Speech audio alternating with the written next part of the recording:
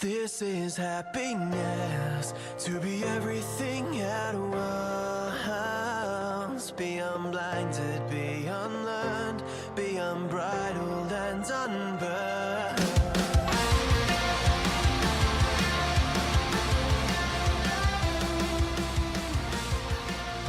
Hey everyone, and welcome back to a brand new episode of Mood Prep. My name is Dave Nixon, and we are up to the finale of the Enneagram typologies. So we've gone through all of 8 so far, and type number 9.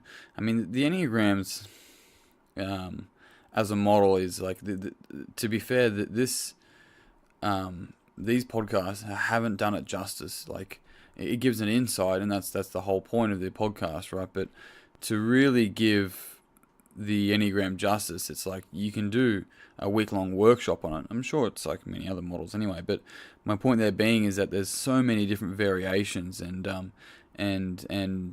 triads and models, and then each type has a wing. There's language patterns that each type will get caught with. I think I might have mentioned this in the 7. I remember being at running a seminar in Sydney, and one of the coaches there goes, there's a lot of information here. Is it just like, is there something that, we can say to a type 6 and that'll, get them to do something, right? And it's just like, you're missing the point of actually understanding people, and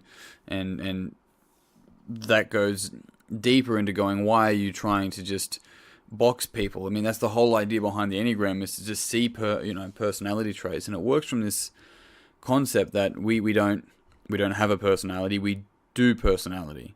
Personality is something that we do rather than have, and that sort of shifts this whole idea around identity as well, which feeds into so many other areas of our life. It means that we move away from like, oh, I'm just an empath. It's like, no, it's something you do. That's not something you are. But the thing is that because we think that we do it so damn well, and that's ingrained in us, and we end up saying we do it naturally rather than doing it nurturally, like we were nurtured to do that, then what ends up happening is that we identify as an empath. Now, for someone like the type 9, let's sort of relate it back to them. So the Peacemaker. The Peacemaker is the relatively easygoing, receptive, reassuring, and agreeable. And the interesting thing around them is that they can often be agreeable on face value, even though they're disagreeing on the inside. But I'll go into deeper sort of understandings around the Peacemaker. But first, I just want to touch on like the identity that I just mentioned. So the Peacemaker can often be wanting to be seen as the easygoing person. So that's why they can, even though a strength of theirs is agreeableness, and that can often serve them really well, hence why they did it. So that's why it's something that they do, right? Agreeableness is not part of their personality, it's something that they have. Agreeableness is something part of their personality, is something that they do. And so what ends up happening is that they can be fantastic matches. The difficulty for them, though, is that because they identify as someone that's easygoing and relatable, is that if they're with someone or in a situation where they maybe don't agree, or they feel like they don't want to disrupt the external peace, right, then they just don't say anything. And so what ends up happening is that they go, well, I didn't lie.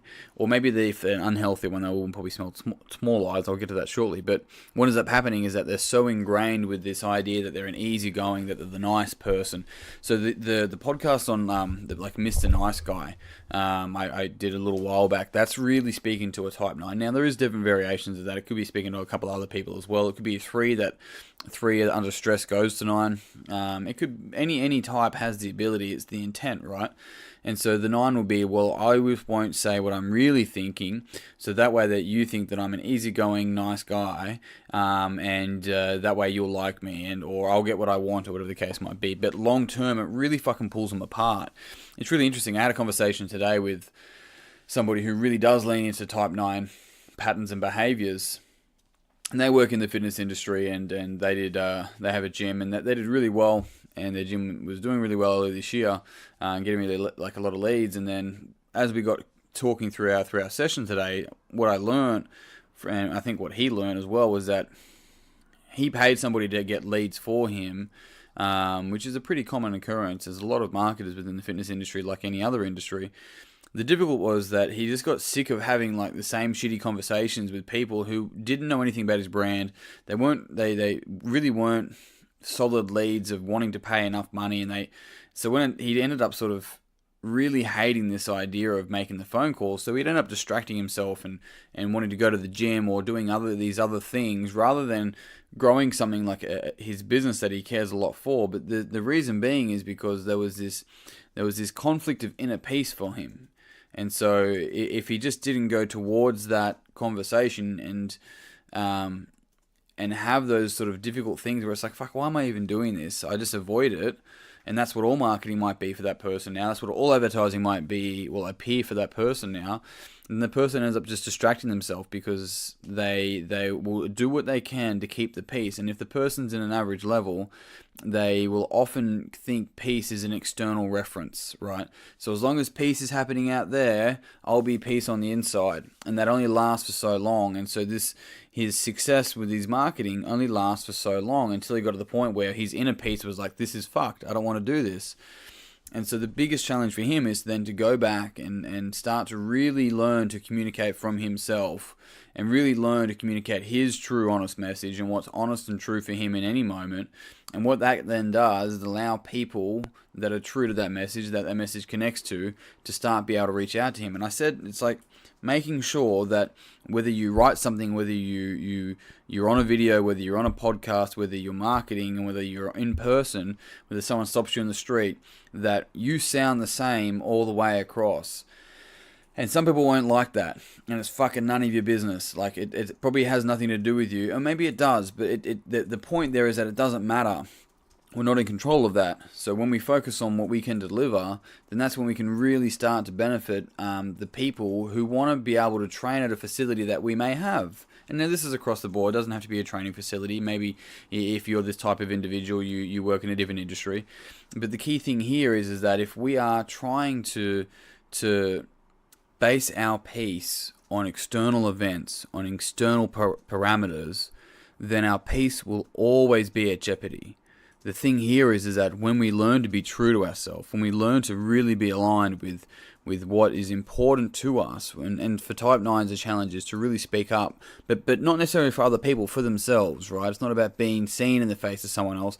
It's actually about them being seen for themselves. And when they can do that, then they're actually keeping the peace on the inside. They don't have to try and bullshit themselves later on. And so the big key for the peacemaker is making sure that they can be true for what's true for them and giving themselves permission to do that regardless of what happens on the outside. Because if we're constantly in this space where we're trying to keep the peace with everyone else, we're stepping on eggshells, then we're not at peace.